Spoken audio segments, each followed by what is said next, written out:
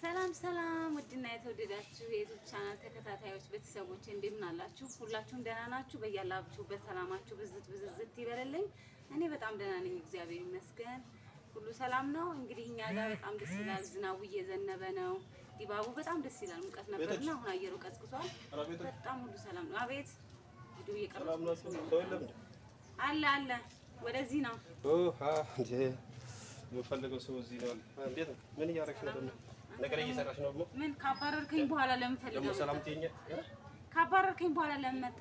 አትፈልጊኝ፣ በቤታችን አትምጭ ትላላችሁ። አሁን እዛው ላይ ነሽ? ከሚስትህ ጋር እዛው ላይ ነሽ? አሁንም እንዴት እዛው አልሆነም? ኧረ ትንሽ ይግባሽ። እንዴት ነው የሚገባኝ? አሁን እስኪ እንዲገባኝ አስረዳኝ። እስኪ ተረጋጋ። አስረዳኝ። አሁን እንዲገባኝ የመጣሁት ከፈለክ አስረዳኝ። ምንድነው እንዲገባኝ አስረዳኝ። የመጣሁት አሁን ከሚስት ጋር ከልጆች ጋር እየኖርክ እያለ እኔ እሺ ምን ልሁን? እሺ እኔ ጋርም እኮ የተደበቀ ሚስጥር አንተና እኔ የምናውቀው ሚስትህ እንዲታውቅ የምትፈልገው ሚስጥር አለ እኔ ጋር። ስለዚህ ያንን ሚስጥር እኔ ማውጣት አልፈለኩም። የመጣሁበት አሁን እስከ አንድ አዳምጪ፣ እስከ ሰው ልጅ እስከ ተረጋጋ አዳምጪ። አሁን የመጣሁት እንደኔ እንደውም በትዕግስት ያዳመጠህ የተረጋጋ ሰው የለም። እና አሁንም አዳምጪ በቃ። ከአሁን በፊት አሁን ምን ፈለጋ መጣ? አሁን የመጣሁት ልነግርሽ ያለ ምን አዳምጪ። አሁን የመጣሁት ላማክርሽ ነው። ምንድን ነው የምታማክረኝ? ሚስትህን አታማክረም እንዴ? እሷን ማክር እኮ ነው። እኔን እኮ ካድከኝ እኮ። ስለዚህ አሁን የመጣሁት እስኪ ትንሽ እንደ ዘመኑ ሰው ሆንሽ። አገርን ስንት አገር አቆራርጠሽ ነው አይደል መጣሽ? እስኪ ትንሽ በጣም ትቀልዳለህ። ቀልድ ምክንያቱም ለምን መሰለህ አዳምጪ፣ ቀልድ ይሁን ቁም ነገር ነው። በኋላ ሀሳብን ስታስጨርሽ ነው። አንተ ቆይ ለምን አይገባህም? ያንን ሁሉ ጊዜ ሁሉ እኮ አቃጠልክብኝ። እና እሱ እስኪ አሁን እኔ ጋር መጥተሃል አይደል? እኔን ፍለጋ ሚስት አሁን ባለፈ አንቺን ፍለጋ ሳይሆን እኔን ፍለጋ ነው የመጣሁት። ካልፈለከኝ ለምን መጣሁ? ወጥተህ ከግቢ ልቀህ ውጣ። ላማከርሽ ነው የመጣሁት። ስለዚህ አሁን አዳምጪ።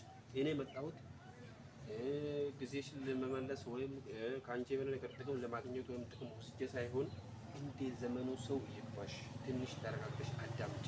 ቢያንስ እኔ ከአንቺ በፊት ያቺን ያው ከአንቺ በፊት ብዙ ዓመት አይደለ አብረን ኖርነው። ያን አዳምጪ። ለኔ ነግረኸኛል አይደለም? ባለትዳርና የልጆች አባት እንደሆንክ ለኔ ነግረኸኛል ወይ? ነግረኸኛል ወይ? እሱን ንገረኝ። አልነገርኩሽም። እኔ አውቃለሁ፣ ሚስትህም አታውቅም። እሱን እንተውና አልነገርኩሽ እንበልና አሁን ስትሰሚና ስትረጂ ከአንቺ በፊት አንቺ ነሽ፣ ለአንቺ ትቀድማለች አይደል? ስለዚህ ከኋላሽ ስለመጣሽ እንደው አንቺ በእሷ ቦታ ሆነና እሷ ባንቺ ቦታ ሆነ ያን ነገር ትንሽ አገናዘብ። እኔ ላይ እንደዚህ ሆኖ ሆነስ ብለሽ መገንዘብ አለብሽ። እና ከኋላ የመጣ ነገር ስለሆነ አውቀን ሳናውቅም የሆነ ነገር ስለሆነ እስከ ተራራተ ያስብና ከህይወታችን ትንሽ ዞር አይደል? እንደ ቀልድ ዘወር ልበል? እንደ ቀልድ እንደ ተራ ቀልድ አስብበት ነው አልኩ። እኔ ጋር ምንም ማስብበት ጉዳይ ምንም አይነት ምክንያት የለም። እንደ ቀልድ አደረከው አይደለ? እስኪ ዘወር ከህይወታችን ዘወር ልበልልህ? ከህይወት እሺ፣ ከህይወት ዘወር እንዲልልህ ከፈለክ እሺ፣ እኔ ጋር ያሉ ነገሮችን ማስተካከል አለብን፣ መቀበል አለብን። ሚስትም ደግሞ በድብቅ ማድረግ አልፈልግም። ለመመካከል እኮ መጣሁ። ሚስትህን ማወቅ አለባት። እንዲህ አሁን እኔ ባለትዳርህን መሆን ባቅ መጀመሪያ ያው ወንዶች ጸባያችሁ ነው። ትዳር አለን ሚስት አለን አትሉ።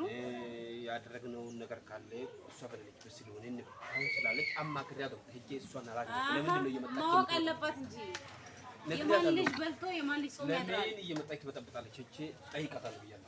ለዛ ነው መጣሁ። አውቃለሁ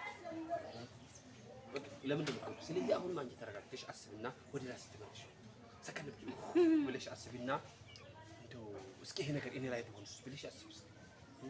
ዝም ብሎ በቃ ለምን አንተ ባጭሩ ዙሪያ ጥምጥም መሄዱን ተውና ምንድን እንዲደረግልህ ነው የፈለከው? ምን በቃ የምትፈልገው ነገር ካለ ወይ በግልጽ መጠየቅ ነው እንጂ ዝም ብሎ ዙሪያ ጥምጥም እየመጣሽ የምን ዙሪያ ጥምጥም ነው? እኔ እኮ ዙሪያ ጥምጥም አልሄድኩም። ዙሪያ ጥምጥም የሄድከው ጥፋተኛ የራስህን ጥፋት አግበስብሰህ ሸፍነህ እኔ ጥፋተኛ እያደረክ ነው። እኔ እኮ በትዳር ላይ ትዳር አልደረብኩም። እኔ በትዳር ላይ ትዳር ደርበህ ያገኘሁህ አንተ ነህ። በቤትህ ፍለጋ ስመጣ ባለ ትዳርና ልጆች አባት ሆነህ አገኘሁህ። ለእኔ አልነገርከኝም። እዚህ ሆነህ አሁን ባለ ትዳር ልትሆኚ ነበር። እንደዚህ ጨቅጨቅ ሰውን የማትረጂ ድንጋይ ራስ በጣም ትቀልዳለህ። በጣም ቀልደኛ ነህ። እኔ እንደው እኔ ብሆንስ ብሄን አሁን ከህይወትህ እንዲወጣልህ አይደል የፈለከው? ከህይወትህ እንዲወጣልህ ከፈለግህ ብልህ ሰው ሆነሽ እንደው እሱን ብልህነቱን ለኔ ተው። ብልህነቱን ጭራሽ ስለ ብልህነት ታወራለህ እንዴ? ሴት ልጅ መሆኔን አትርሳ። ደግሞ ሴትነቴን አሳይሃለሁ። መጥሪያ ብቻ አሳይቻለሁ። እኔ በህጋዊ መንገድ እየተራመድኩ ነው። አንተ ግን በመልካም መንገድ እኔ የተረጋጋው መስመሮችን እያስተካከልኩ እየተራመድኩ ባለሁበት ሰዓት ላይ አንተ ጭራሽ ቤትን እያሞቅህ ከሚስትና ከልጆች ጋር ትኖራለህ። የኔ ህይወት አመሰቃቅለህ የኔ ህይወት ልክ ያለሁኝ አይደል? እኔ ውሸታም አይደለሁም። ተከራይተን የነበርንበትን ቤትም በቪዲዮ ልኬልሃለሁ። ገባ? ስለዚህ እኔ ከህይወት እንዲወጣልህ ከፈለክ የደበቅናት የተደበቀችው ሚስጥር አንተም ታውቃለህ፣ እኔ እናንተ እናውቃለን። ሚስት ማወቅ አለባት። እንዴ ነገር የለም። የማን ልጅ በልቶ የማን ልጅ ጾም ያድራል አልኩህ። ከህይወቴ እንዲወጣ ከፈለክ ሚስጥሩን ካወጣሽ ህይወቴ ወጣሽ ኖርሽ ምንድን ነው ልዩነቱ? በቃ ማወቅ አለባት። ሌላ አዝነሽ ከሆነ አሁን ሰከን ብለሽ በራሴ ቦታ ሆነሽ